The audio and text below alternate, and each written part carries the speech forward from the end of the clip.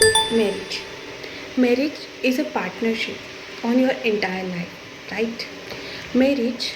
आपकी और आपके पार्टनर के बीच में की हुई एक पार्टनरशिप है, ना कि ये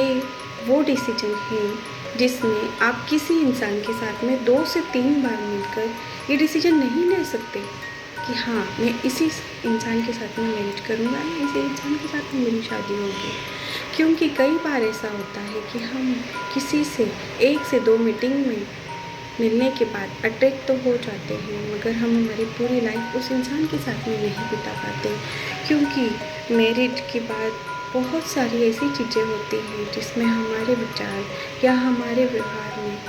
या सामने वाले के व्यवहार में बहुत अंतर होता है, जो कि हम नहीं समझ पाते। इसलिए मेरे हिसाब से मैरिज करने के पहले 3 से 4 महीना कम से कम आपको फ्रेंडशिप रखनी चाहिए। फ्रेंडशिप ऐसी फ्रेंडशिप रखनी होगी उस इंसान के साथ आपको, जिसमें आप आज नहीं, कल नहीं, आपकी लाइफ के 20 से 50 साल बाद भी आप उस इंसान के साथ में, अगर कोई कहे कि आपकी लाइफ में अब सिर्फ 2 से 3 घंटे बचे हैं, अब आपके पास समय नहीं है, तब भी आप उस इंसान के साथ में वो 2 से 3 घंटे बिताना चाहो कि नहीं, मैं इसी इंसान के साथ में अपनी लाइफ के 2 से 3 घंटे बिताना चाहूँगा, उसे ही एक सक्सेसफुल मैरिज कहा जाएगा। क्योंकि मैरिज और फ्रेंडशिप ये दोनों का आपस में बहुत गहरा संबंध है। अगर आप देखें तो हमारे पेरेंट्स के जो पेरेंट्स थे, उन्होंने अपने बच्चों की शादी जो है सिर्फ एक बात पे की कि हाँ, मैं आपकी बेटी के साथ अपने बेटे की रिश्ता करूँगा या मैं अपनी बेटी के साथ में आपके बेटे का रिश्ता करूँगा। इस तरीके से उनकी बात रखने के लिए उनके बच्चों को मैरिज करनी होती थी। परिणाम ये रहा कि आपस में अगर उनके व्यवहार नहीं मिलते या आपस में नहीं बनती, तो उनकी डिपेंडेंसी उनके बच्चों पे आ जाती थी। कि अगर मान लीजिए कि कोई पति पत्नी है, उनका शादी के बाद में पति पत्नी की आपस में नहीं बन रही है, तो एक माँ का डिपेंडेंसी अपने बेटे पे आ जाती है या अपनी बेटी पे आ जाती है कि मेरा बेटा ही मेरे लिए सब कुछ है, अब मुझे इसी के लिए जीना है। तो कई बार ऐसा होता है कि माँ अपने बेटे के लिए ही जीना शुरू कर देती है, और परिणाम ये होता है कि मैरिज के बाद में जब वो बेटा अपने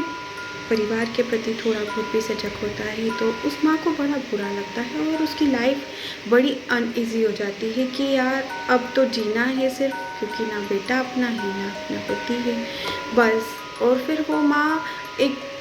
लाइफ को सिर्फ काटती होती है, एक्चुअली वो जी नहीं रही होती है, क्योंकि उसकी लाइफ से उम्मीद और सारी चीज़ें ख़त्म हो चुकी होती हैं। इसीलिए मैरिज हमेशा उस व्यक्ति से करनी चाहिए जिसके साथ आप अपना पूरा जीवन अच्छे से बिता सकें, खुशी से बिता सकें, क्योंकि इसका प्रभाव आपके बच्चों पर बहुत गहरा पड़ता है। क्योंकि ना, आपने एक गलत पार्टनर को चुन लिया, राइट, तो आपकी लाइफ तो ख़राब होगी ही, साथ में बच्चों के व्यवहार, उनकी बहुत सारी चीज़ों पे फ़र्क पड़ेगा। और अगर आप लोगों की ट्यूनिंग बहुत अच्छी है, तो आप अपने बच्चों से फ्रेंडशिप करके रखेंगे, और बच्चों से फ्रेंडशिप करके रखेंगे तो आगे जाकर आपके बच्चे अपनी लाइफ में बहुत सारी चीज़ों का सही डिसीजन ले पाएंगे। क्योंकि बच्चे आप ही से सीखते हैं कि हमें किस तरह से अपनी लाइफ में आगे बढ़ना है, किस तरह से हमें अपनी लाइफ जीना है। अगर आप खुद ही सही दिशा में नहीं जाएंगे, तो बच्चों को कैसे आप सही दिशा दिखा पाएंगे।